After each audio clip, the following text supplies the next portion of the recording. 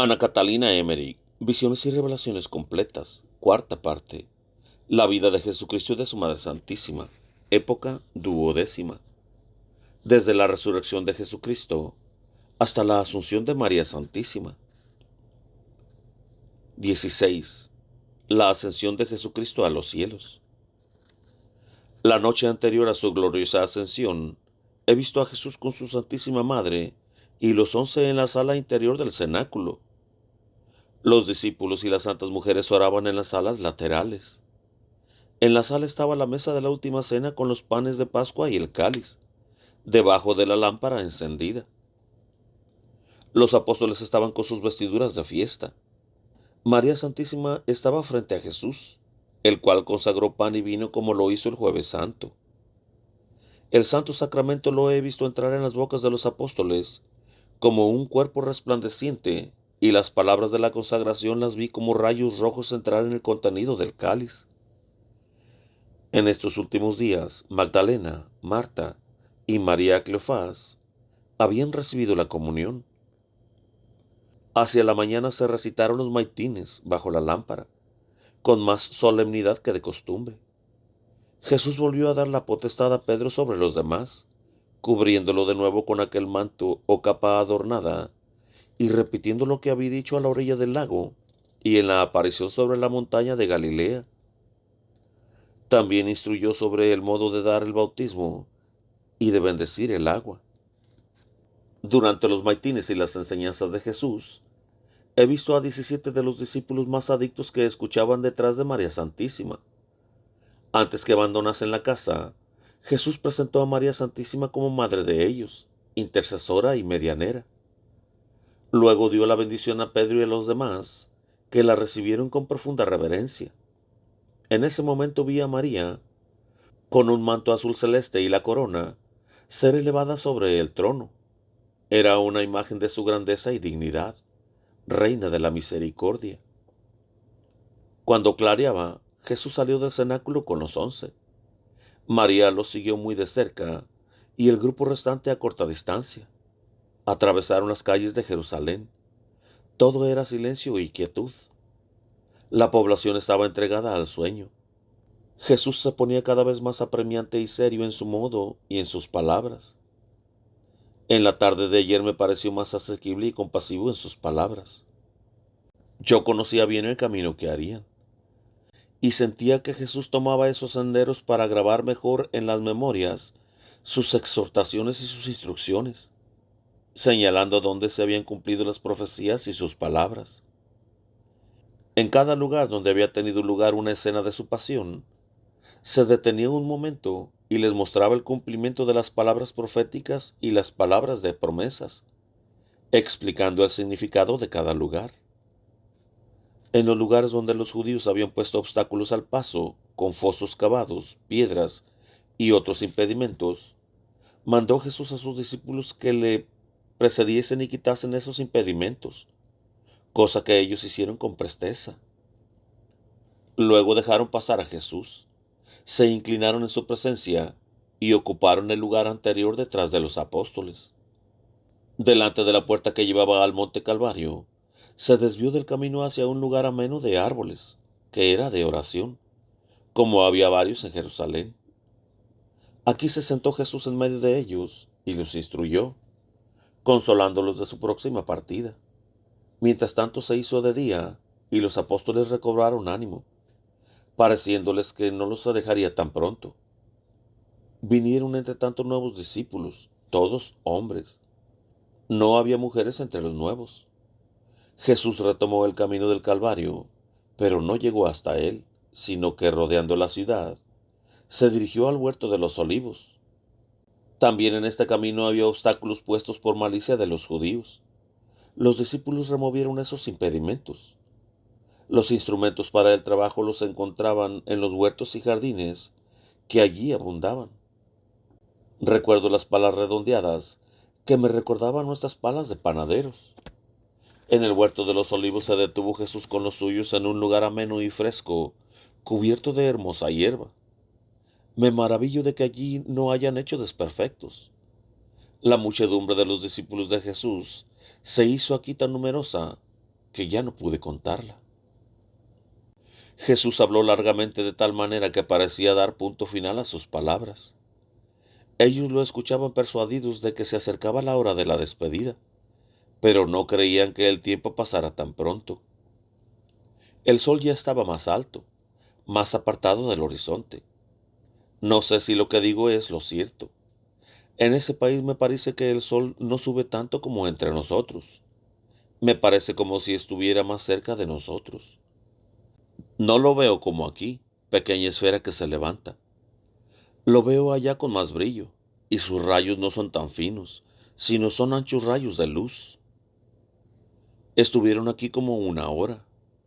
En Jerusalén todo revivía, y se admiraban de la muchedumbre que veían alrededor del huerto de los olivos. De la ciudad también comenzaba a fluir gentes hacia el huerto. Eran de las que el domingo de Ramos lo habían recibido en triunfo. En las calles estrechas de la ciudad se amontonaba la gente. Solo en torno del huerto había claros. Jesús se dirigió hacia Getsemaní y del huerto subió al monte de los olivos. El camino por donde fue tomado preso no lo recorrió. La muchedumbre le seguía por diversos senderos, algunos atravesando los vallados y los cercos de los jardines. Jesús aparecía cada vez más resplandeciente. Sus pasos eran más apresurados. Los discípulos lo seguían a veces sin lograr alcanzarlo. Cuando llegó a la cima del monte, resplandecía como un sol con luz pálida y blanca. Desde el cielo descendió un cerco de luz que formó como un arco iris de varios colores. Los espectadores lo contemplaban como deslumbrados. Jesús brillaba más vivamente que la gloria que lo envolvía. Jesús púsose la mano izquierda sobre el pecho y con la mano derecha bendijo, volviéndose a todos lados, al mundo entero. La muchedumbre permaneció en silencio. Los he visto a todos bendecidos. Jesús no bendecía como los rabinos, con la palma de la mano, sino como lo hacen los obispos actualmente. He sentido la bendición sobre todo el mundo con gran regocijo. Desde ese momento la luz que descendía del cielo se unió con el resplandor de Jesús, y he visto el brillo de su cabeza como fundirse en una luz con la del cielo y desaparecer en lo alto de los cielos. Parecía como si un sol entrara en otro sol, una llama en otra llama, un rayo flotara en una llama. Era como si se mirase al sol en pleno día, pero la luz era más brillante y blanca. El día parecía nublado al lado de esa luz sobrenatural. Cuando ya no pude ver más su cabeza resplandeciente, seguí viendo sus pies hasta que desapareció completamente dentro de la gran luz y resplandor. Innumerables almas he visto venir y entrar dentro de ese resplandor del Señor y desaparecer luego con él. No puedo decir que lo haya visto desaparecer empequeñándose nuestros ojos a la distancia, sino que desapareció de entre la luz que lo circundaba desde arriba. Desde esa nube luminosa descendió un rocío de luz sobre todos los presentes. Cuando ya no pudieron ver más ese resplandor, les sobrecogió a todos un gran temor y una gran admiración. Los apóstoles y discípulos que estaban más cerca de él, no pudiendo ya soportar tanta luz, quedaron como cegados y miraban hacia abajo, y muchos se echaron de cara a tierra. María Santísima estaba detrás, junto a ellos, y miraba tranquila hacia arriba. Después de unos momentos y cuando la luz había disminuido algo, miraron todos en gran silencio y con diversos sentimientos hacia la nube luminosa que siguió sabiendo largo tiempo. Yo he visto dentro de esa nube dos figuras resplandecientes, al principio pequeñas, luego agrandándose, descender hacia la muchedumbre, con blancas y largas vestiduras y báculos en la mano, al modo de los profetas. Hablaron a los presentes. Su voz era como de trompeta, y creo que deben de haberlos oído en Jerusalén. No se movían, estaban rectos, inmóviles, y dijeron: Varones de Galilea, ¿qué estáis aquí mirando hacia el cielo? Este Jesús que fue arrebatado de vosotros a los cielos, vendrá, como lo habéis visto subir a los cielos. Se abren paréntesis. La vidente solo dijeron algunas palabras. Lo demás es del texto de las actas. Se cierra paréntesis. Después de estas palabras desaparecieron los ángeles, pero el resplandor continuó por algún tiempo hasta que se disipó, como se oscurece el día con la noche. Ahora están los apóstoles como fuera de sí. Ahora comprenden lo que les aconteció. Jesús se había apartado de ellos para subir a su Padre Celestial. Entonces muchos se echaron a tierra, llenos de dolor y de confusión. Cuando el resplandor se desvaneció, los demás se agruparon en torno de ellos. Se formaron varios grupos. Las santas mujeres también se acercaron. Deliberaron allí, conferenciaron. A veces miraban a lo alto de los cielos. Después se dirigieron los apóstoles al cenáculo y las santas mujeres los siguieron. Unos lloraban como niños, otros estaban muy conmovidos. María Santísima, Pedro y Juan estaban tranquilos y se mostraban más consolados. Pero he visto también entre la muchedumbre a algunos que no mostraban conmoción, estaban dudosos, incrédulos, y se alejaron de allí. En la cima del monte había una piedra. Jesús había estado sobre ella. Desde allí habló y bendijo, antes que el resplandor lo envolviese. La marca de sus sagrados pies quedó impresa en esa piedra, y sobre otra se veía la huella de una mano de María.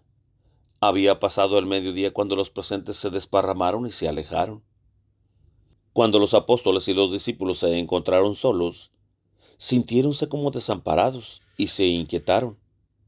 Consoláronse, empero, ante la presencia tranquila y suave de la Virgen María, comprendieron que era, según las palabras de Jesús, su consoladora, su madre y su intercesora, y recobraron la paz y la confianza. En Jerusalén he visto entre los judíos un sentimiento de temor y de espanto. He visto cerrarse varias puertas y ventanas y en otros puntos reunirse los judíos. En los días anteriores experimentaban cierta inquietud y temor. Hoy especialmente se sentían embargados de terror. En los siguientes días he visto a los apóstoles reunidos con la Virgen en la sala del cenáculo. Después de la última cena con el Señor, vi siempre a María frente a Pedro, que ocupaba el lugar de Jesús, tanto en la oración como en las comidas. Yo sentía que ahora María adquiría mayor importancia para los apóstoles y representaba a la iglesia de los fieles. Los apóstoles se mantenían más retirados. No veía a ninguno de los otros grupos de creyentes entrar con ellos en la sala del cenáculo. Se mantenían más precavidos por las persecuciones de los judíos, con mayor orden y retiro en la oración. Los discípulos, en cambio, se reúnen en las salas abiertas del cenáculo, van y vienen, entran y salen más libremente. Muchos de ellos visitan de noche los caminos por donde anduvo Jesús durante su apostolado y su pasión. Para la elección del apóstol Matías, he visto a Pedro en el cenáculo revestido con su capa, en medio del coro de los discípulos, que estaban de pie en las salas laterales abiertas. Pedro propuso a José Barsabás y a Matías, que estaban entre los más adictos discípulos de Jesús. Entre los reunidos había varios que deseaban ser elegidos en lugar del traidor Judas. Estos dos, en cambio, no habían pensado en ello ni tenían deseos de ser elegidos. Al día siguiente echaron la suerte, mientras ellos estaban ausentes. Cuando la suerte cayó sobre Matías, fue uno a la sala de los discípulos reunidos a buscar al nuevo apóstol.